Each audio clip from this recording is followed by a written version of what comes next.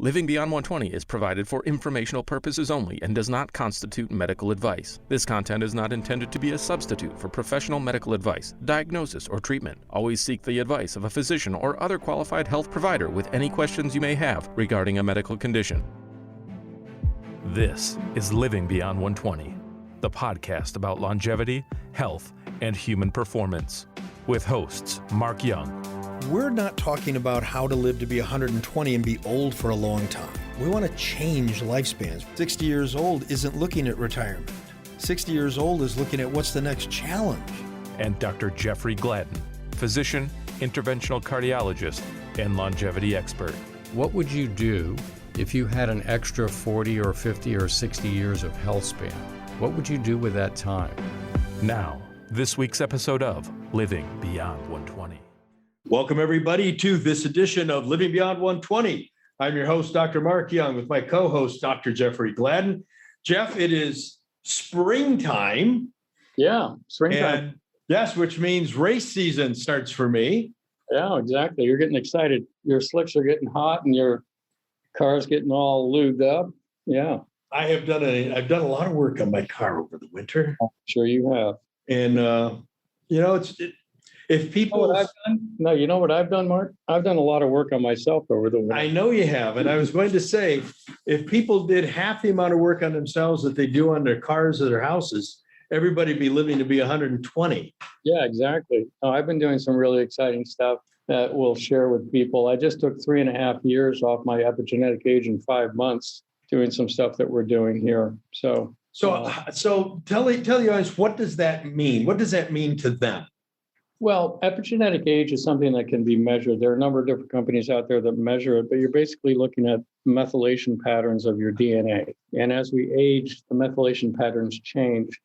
Things become either hypomethylated or hypermethylated. So you're either adding or subtracting. So less effective, less efficient? No, just modified. And so the genes become less effectively expressed or more effectively expressed. So in a sense, an oncogene might turn on and an anti-cancer gene might turn off. An oncogene being a cancer gene. An oncogene being a cancer gene, a cancer-producing gene. So really, what's been found is that the methylation patterns in the DNA are a reliable clock throughout our lifetime. We know that we're all a mosaic of ages, right? You've heard me talk about that. But this is a biological clock that seems to be quite reproducible. There's a number of them out there. Steve Horvath developed the first sort of popularized one. There are more comprehensive ones out there now that we're using, but we're also working with Steve Horvath and the Clock Foundation, some of our testing here at Gladden Longevity, actually getting the Grim Age up and running. So we'll be able to measure that through epigenetic testing. So I'm excited about that. But the thing about this clock is that it basically is a way to get an accurate measurement of where you are. And in addition to that, we'll have another metric shortly that will enable us to tell the rate at which you're aging, also through the methylation system. So are you aging 1.1 years per year, chronological year, or 0.8 per chronological year? You know, if you're making interventions, how are they working, right? And you need to have some metric other than how you feel to know what's going on. So this is one way to do that. Things like telomeres are more accurate in midlife, but later in life, telomere lengths don't correlate as well to your age, if you will. So optimizing telomere lengths are important, but being able to look at something that's a continuum throughout your life is also important. So anyway, my epigenetic age dropped 3.5 years and 5 months based on some new things that I'm doing, replacing my plasma volume with saline and albumin, which I've done 6 times now. It's a take on the young blood experiments that were done previously, where they took an old mouse and a young mouse, the parabiosis experiments done by the Conboys at Berkeley. And they did this in conjunction with the Berkeley people, actually. And I wanted to try it, experience it, see what it worked like. And I will tell you that what it really accomplishes is it seems to take out factors in your blood that are making you feel old. So when we talk about our circle of longevity and the 18 different levers that are on there, one of the levers that we know about is senescent cells. And we know those senescent cells basically secrete cytokines into the blood or the plasma. And These are, just to remind everybody, these are cells that didn't die off, but they became dormant and stayed in us. Exactly. They stayed in us. They're the employees in your company that quit working. They have their head on their desk and they're not doing anything. Or worse yet, they're the employees that stopped working and now they're trying to get other people to stop working or disrupt whatever the other people are trying to do. So when you do this plasmapheresis, apheresis treatment, they remove half your blood plasma close to that and replace it with saline and albumin. Wow, half? Yeah. Wow. Now, are they spinning it down to a PRP, or are they just taking that much blood off? It's kind of like a dialysis machine you get hooked up to that pulls out, puts it back in. There's separation that goes on, but it's not concentrating it like you would for PRP or some that sort of thing. But what's interesting is that you're removing some of the cytokines that cause you to feel old, not to feel good, and not for things not to work well. So, for example, if you have stem cells and you put them in a petri dish and you put young plasma in there, they'll blossom and grow and take off. If you put them into the plasma in an older person, they don't. They actually die out. So this is what we're talking about, the interrelatedness of these different levers, right? So if you're going to actually consider using stem cells, and stem cells are great. We know quite a bit about that. We're getting set up to do some very sophisticated stem cell work here. They're going to work a whole lot better if they're going into a milieu or an environment where you've removed these cytokines ahead of time to give them the best opportunity to work. And so this is what we mean by sequence. There's a proper sequence to doing these things. It's not just, oh, we've got stem cells. Let's throw that at the problem and see if that helps it. Yeah, you were making me think, because I recently did a stem cell treatment. You were making me think, well, geez, it would have been nice if I had have done this blood treatment first. Yep. And gotten some of the junk out of the way. Yep. For the stem cells to have a better environment. So what happens when you get the junk out of the way?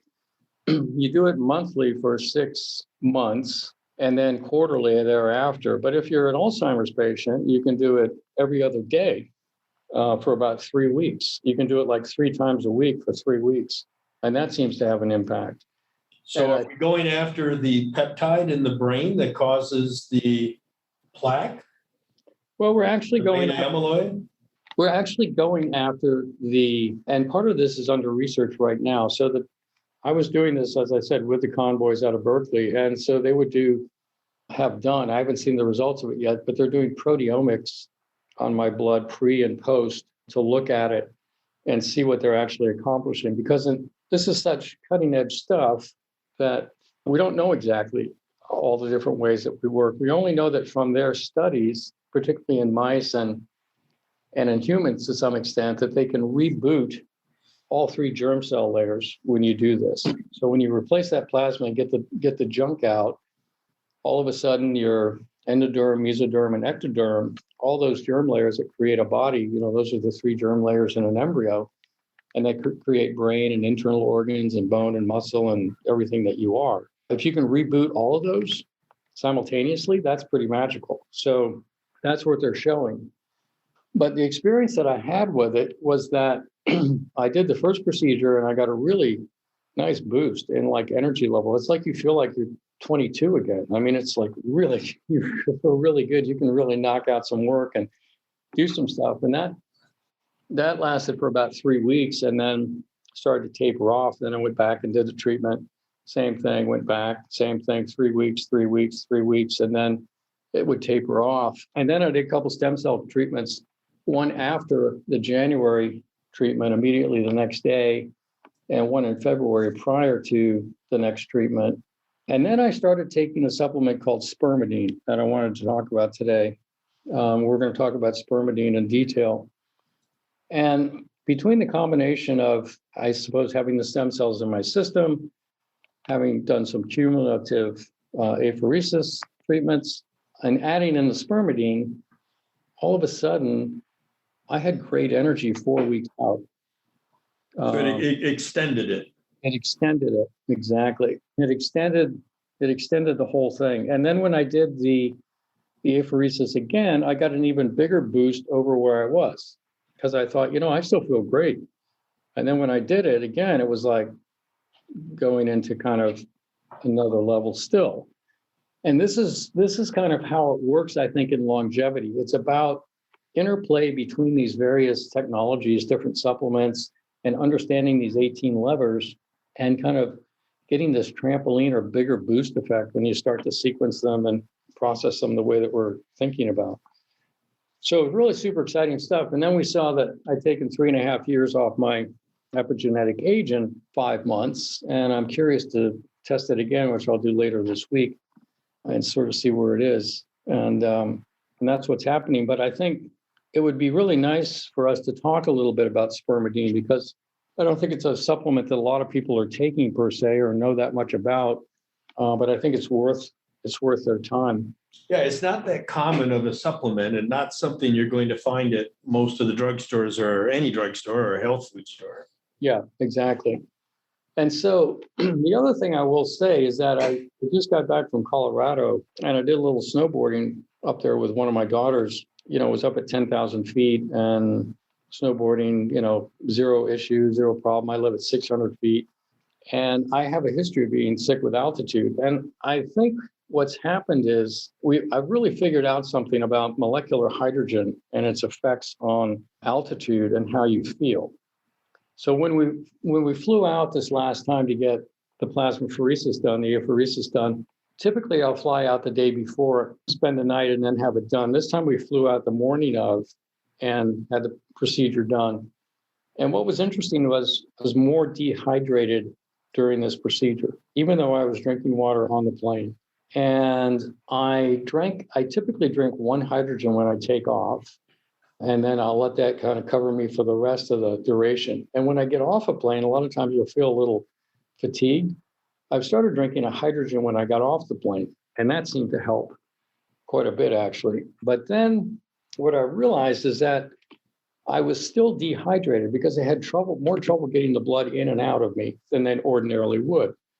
And I was like, well, this is really interesting. So when I went to Colorado, I flew again, right? The next day, I got back on Friday, went Saturday morning to Colorado.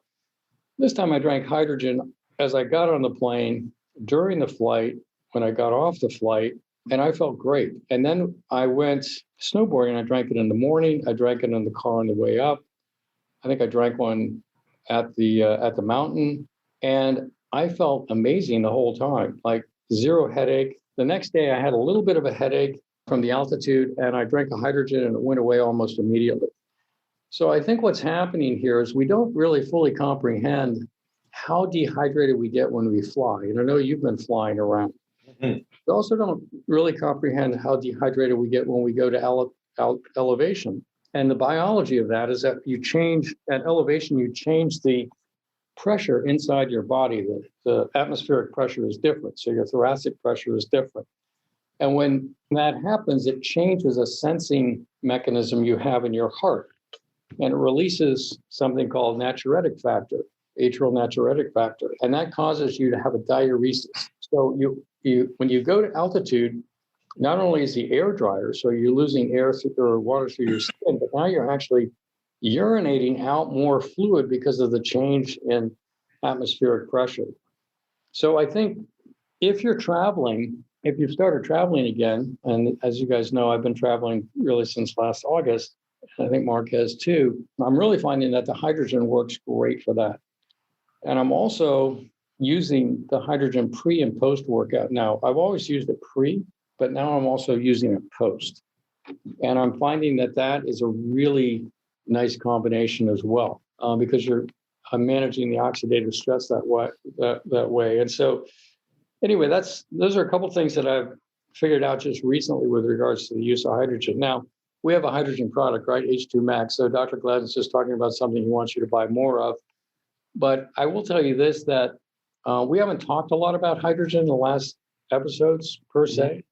And I'm only bringing this forward, not because we're necessarily pushing hydrogen, but simply because I want you to understand what we're discovering about it. And so we've always been excited about hydrogen, but I think this is some really interesting information for you guys to know. Now, I have been prescribing people or suggesting people use H2 Max hydrogen with special pro-resolving mediators. Yes, absolutely. And I've been giving this to people who have been telling me they have joint pain, arthritis pain, sciatic pain. Yep.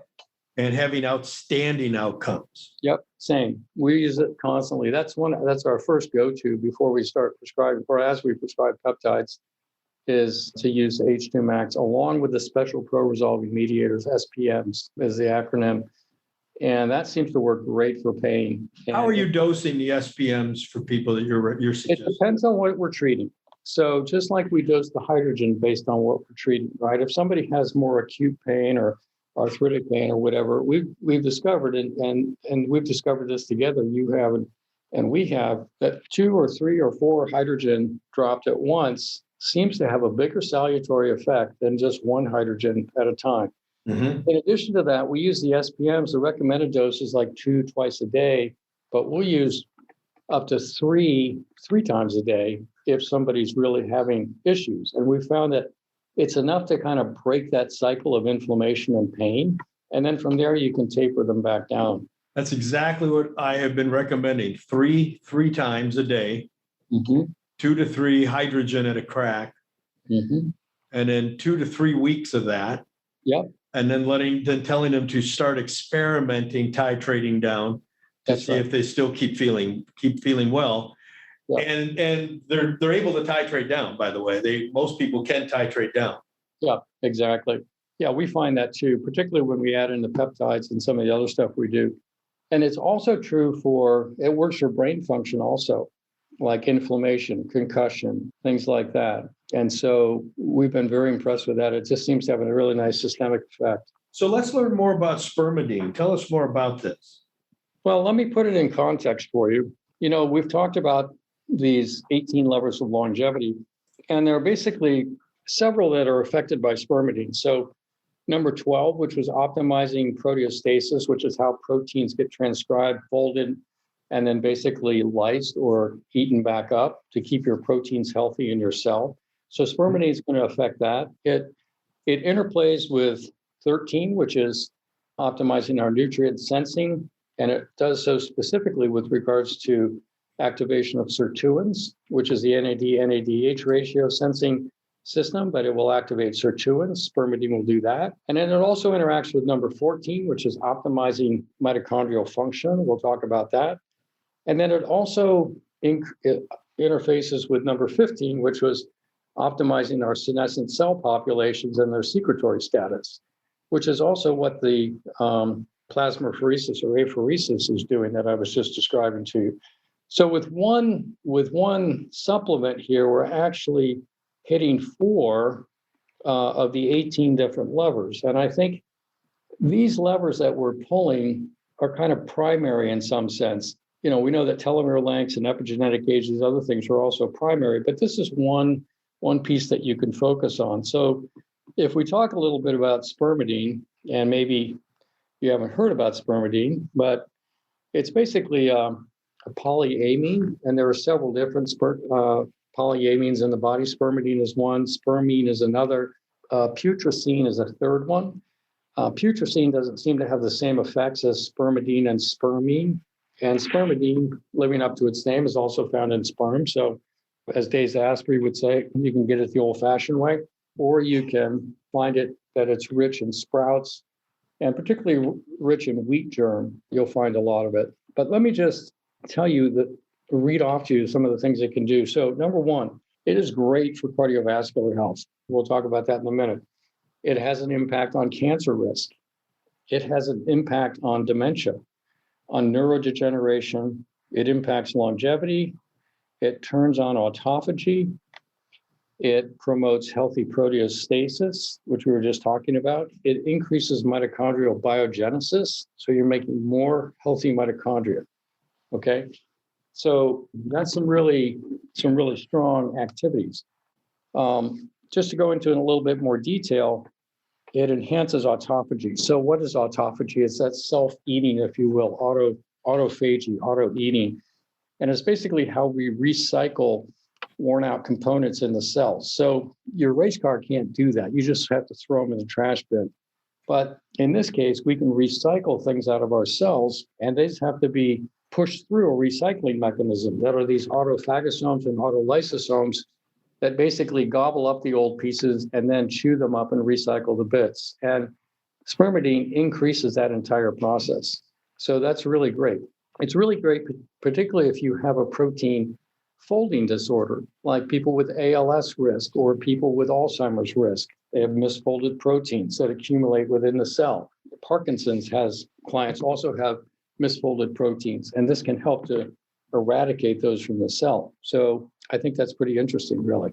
The second thing is mitochondrial biogenesis. So the holy grail of mitochondrial biogenesis is being able to make more healthy mitochondria. And this is turned on by something called PPAR gamma, which activates PGC1 alpha, which upregulates mitochondrial biogenesis. You simply make more mitochondria. But so we're making new mitochondria? We're making new mitochondria. But in addition to that, inside the mitochondria, there's a respiratory transport chain, basically station 1, 2, 3, 4, and then station 5 is ATPase when you make the ATP, the energy packet. This actually upregulates respiratory transport chain 1 and 2, which is really nice.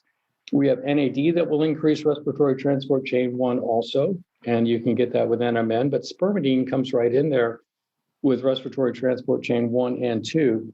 And we see a lot of people when we test the respiratory transport chain that are deficient in respiratory transport chain 1 and 2. So it's really nice in our armamentarium to go after that. So you would take this with nicotinamide or NMN? Well, I think the best time to take spermidine is at bedtime because autophagy occurs typically at night. And I've switched my intermittent fasting from eating lunch and dinner to eating breakfast and a late lunch and eating very light at dinner. Right, so you're starting the fasting cycle earlier. Starting the fasting cycle earlier so that when the spermidine hits at bedtime, I'm already in that state. Yeah, so you're already getting into autophagy by the middle of the night. That's right. And there's a reason for doing that. All of us have our weakest willpower in the evening, right? If I were to ask you, Mark, when are you most prone to snack? Mm-hmm. Oh, it's absolutely in the evening. Right. I don't snack at all in the daytime. Exactly. When am I most prone to have a cookie or eat a piece of pie or have some ice cream? Right? It's going to be in the evening. So by stopping my eating late in the afternoon, maybe 4 o'clock or something like that, it's interesting. Psychologically, I've shut down the desire to eat anything else. And it's like, there's nothing that's tempting me. I'm done for the day.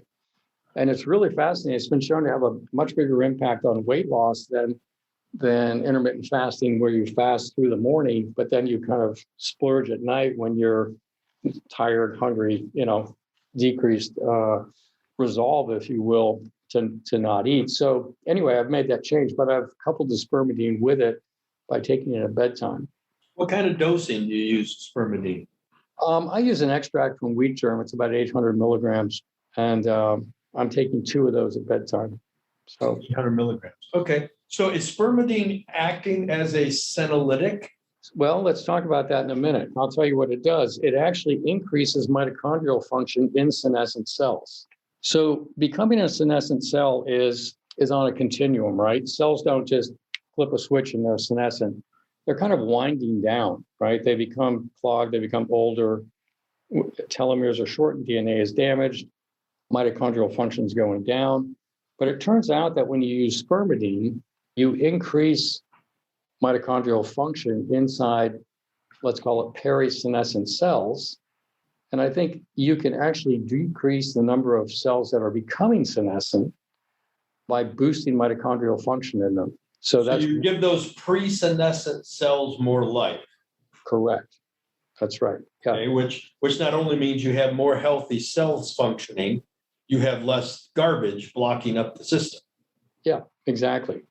And you're also decreasing reactive oxygen species production at the same time, and you're increasing this, we talked about this respiratory transport chain, it's called oxidative phosphorylation, where you're actually making your ATP. So what has been shown is this decreased reactive oxygen species production in senescent heart cells, all right? And that's pretty interesting.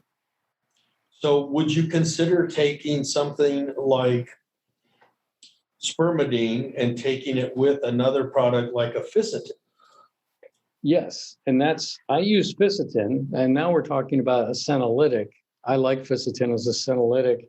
The problem with Ficitin is it's poorly absorbed, and I think the best strategy for senescent pruning, if you will, senolytic use is to have a hit and run kind of approach. You don't really necessarily want to take a senolytic every day. The data on donacetin and quercetin, they dosed it, I think it was a few days out of the week for 3 weeks, and they showed improvement in lung function in people with primary pulmonary fibrosis. I'm using the Ficitin once to twice a week, and I'm taking about 6 scoops of it, which is a pretty big dose.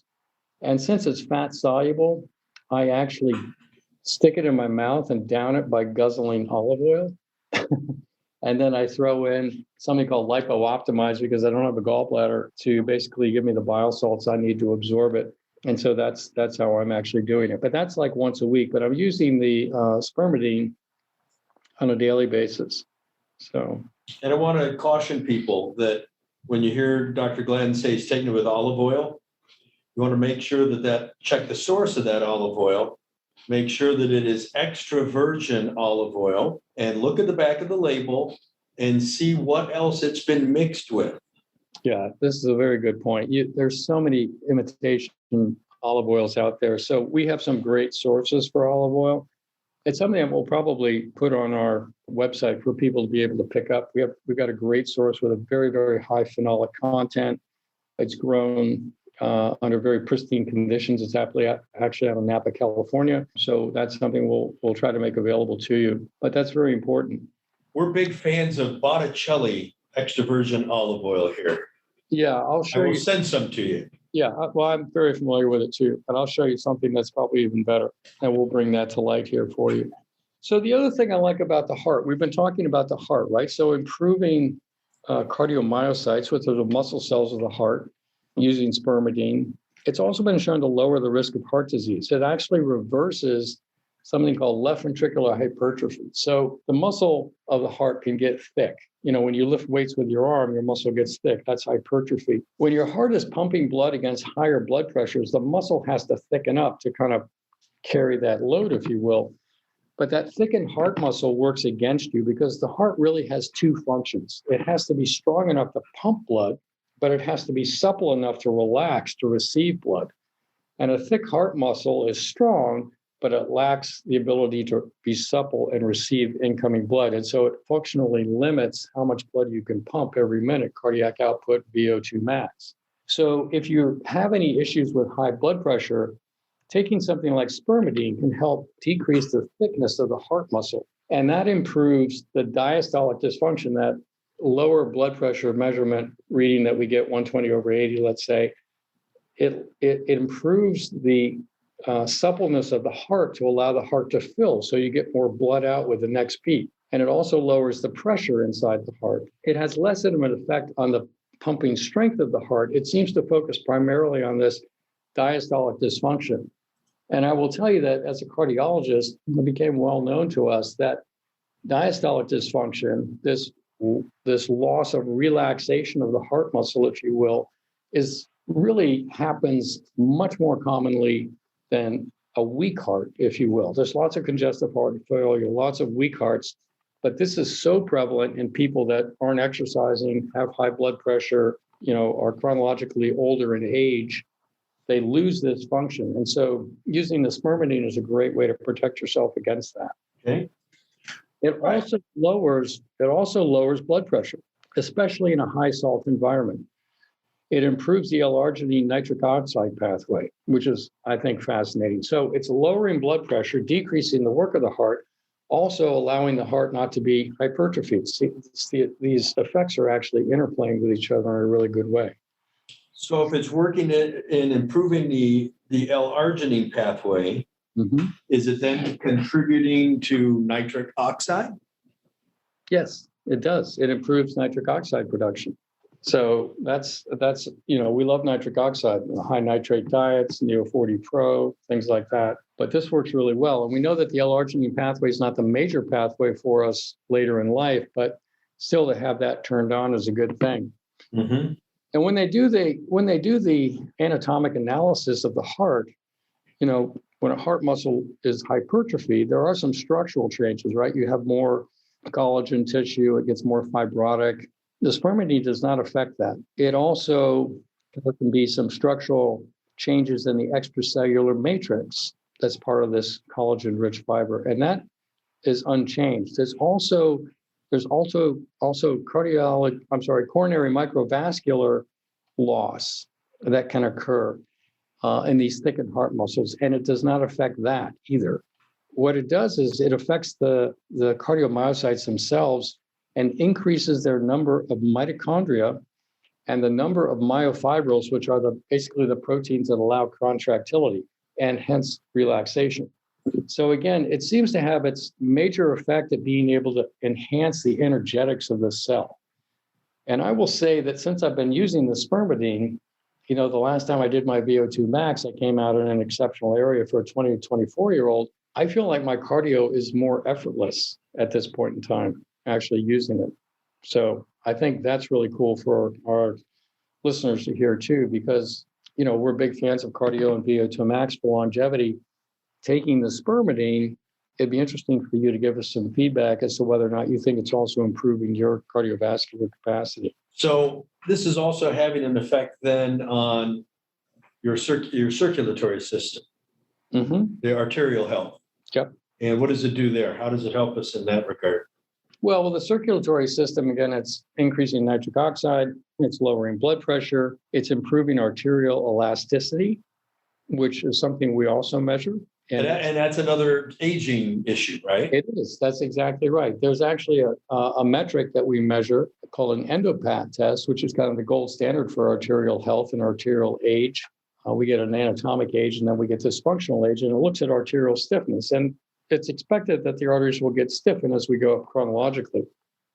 And so being able to decrease that, make the arteries more elastic, more supple, gives you younger arteries.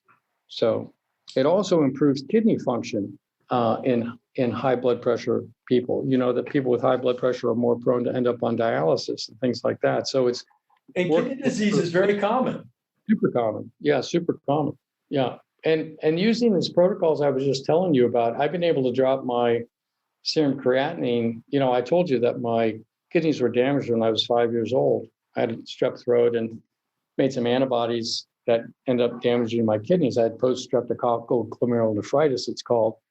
And my kidney function has always been kind of borderline. My creatinines would run 1.8, 1.9. I think the highest I ever saw was 2.2, but 1.8, 1.9 was pretty typical. And now it's down to 1.3, 1.33.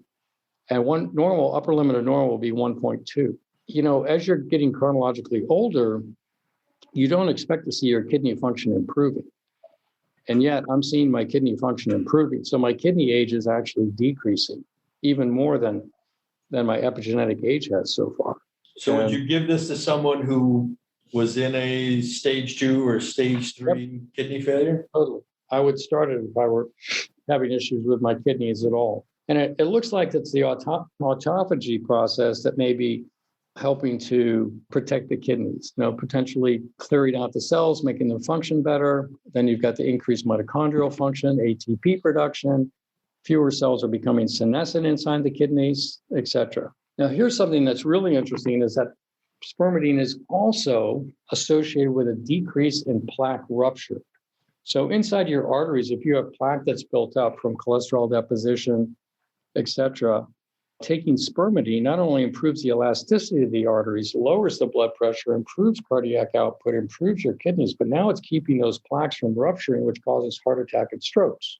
I was about to say, so this would be somewhat of a stroke preventative? Yep, stroke and heart attack preventative. Okay.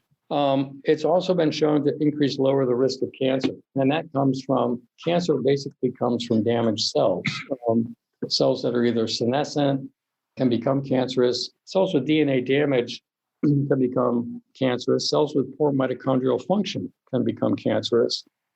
And so you're kind of getting at the heart of cancer risk mitigation as well. So from our standpoint, really, we don't see hardly anybody that wouldn't. It's kind of like H2 max. There isn't anybody that we've come across that doesn't benefit from molecular hydrogen. It has such good benefits across the board. The same is true for the SPMs, and the same is becoming true for the spermidine now. We feel like this is one of the central pieces, and it loops back to everything we just talked about. And now you're actually having an impact on, 4 out of these 18 levers of longevity with a I would say a special emphasis on the cardiovascular system, kidney system. You think of the stuff that we've been talking about today: hydrogen, H2 max, spermidine, fisetin, SPMs. These are things you don't hear anyplace. No. I mean, these are things we talk about every day, but you don't see this. You don't see this in the media. You don't see this in the news. You certainly don't have anybody, your family doctor's not talking to you about any of these things. It's frustrating, isn't it? Well, it is what it is. No, I've decided not to spend any of my psychic energy, which is a limited resource, trying to convince people of anything. I just really want to work with people that are asking the question, how do we do this better? How good can we be? How do we live well beyond 120? How do we make 100 the new 30? And there's a lot of people out there, and some of them are listening to this podcast. There's a lot that could be listening to this podcast and likely will. But the point is, if you're asking those questions, you're going to find these answers, and they're out there. They really are out there. And when you start to layer this together and stack them together and sequence them together the way we're talking about, you get I think we're going to get some really exciting results. Mm-hmm. Yeah, I mean, spermidine seems like one of those supplements that it doesn't make sense for anyone, probably especially, I'm going to say anyone to take it, but probably certainly anybody 35 or 45 and older. It doesn't seem like it's like hydrogen. It's one of those things that it fits everybody. It seems to hit just about everybody. Now, if you're allergic to some element of wheat germ or something like that, maybe you have to think twice. Or you're allergic. There's always going to be some exception to the rule, so we can never say, always or everybody. But I think for the vast majority of people, it's going to work extremely well. Yeah, I mean, when you think of a lot of supplements, you think of something like, B12 or vitamin D, where you really need to know what kind of dose the patient needs, and because you can overdo it, you can have too much vitamin D. But this really falls into what I would call one of those block and tackle type of items where it just should be on everybody's list. Yeah, exactly. And we're actually working hard right now to be able to measure the extent of senescent cell populations for an individual. These labs are not readily available, but we've come across some that we think are going to work. I think I mentioned to you that we're able now to measure the Grim age for people starting here shortly. And so as we keep asking the question, we keep finding the answers on how to actually measure the status of an individual, so that if you are taking spermidine, we can say, oh, this is working, or no, this isn't working. We need to adjust and go this direction, because we want to know what we're doing. We don't just want to say, oh, this is good, why don't you try it or take it or whatever. We really want to know what's happening. Mm-hmm. So, Doctor, I'm going to switch gears on you here for a minute. In past weeks, we've covered a lot of information on the various COVID-19 vaccines. Yeah. And before we run off, I'd asked you a question previously about the J&J vaccine, which is a single dose instead of the 2-dose. That's right. What's different about it? Yeah, you'd asked me that, and I kind of pushed the question off, as I recall, because I hadn't looked at it in a little while. But the difference is it's not a messenger RNA virus; it's a DNA virus, kind of like the AstraZeneca vaccine is. And it's basically the DNA is held inside of a deactivated adenovirus, and the adenovirus is what causes the common cold. So they take an adenovirus, they basically, I don't know what the right term would be, but they inactivate it, let's say, so it's no longer infectious. And they put the DNA packet that they want the adenovirus to deliver to your cells into that adenovirus. So now it's a vector. Now it's basically going to take that DNA, deliver it to your cell. Your cell is going to basically make some copies of that DNA. It's going to basically transcribe that DNA through messenger RNA. Instead of giving you messenger RNA, which then has to go back and make DNA, now you're making the DNA, you're making messenger RNA, now making protein. It's the spike protein again, which then is expressed on the surface of your cells. Then your cell basically chews up that DNA and it goes away. So we don't really have concerns about altering your genome per se with this. But the spike protein is then expressed, and the data that they did, the interesting thing about the J&J vaccine is that it came to market a little bit later. And so it was actually tested in Brazil and South Africa, as well as the US, where there were different COVID variants. And what they found is that the rate of infection, asymptomatic infection, was not 94%. It was in the 66% range. It was 72% in the US and 61 or 62% in Brazil, somewhere in between in South America or South Africa. But the reason that they're excited about the vaccine is, number one, they feel like there's really good immunity after a single injection at 2 weeks. They feel like the immunity continues to rise over the next several weeks as well. So, logistically trying to get people to have 2 vaccines is a real nightmare, particularly if they had a reaction to the first one. They don't want to go back for the second one. So the reactions to this one will be very similar. You could have fever, chills, sore arm. You could have some malaise, feeling bad for a few days. But what they are super excited about is that with a single dose, and this is also true for the Moderna and the Pfizer vaccine and the AstraZeneca, is that they decreased dramatically to 0% in their study, small numbers, the number of people that had hospitalizations. I've seen that And the it's number not of getting bad, yeah. right, and the number of deaths. So what you don't really, in the grand scheme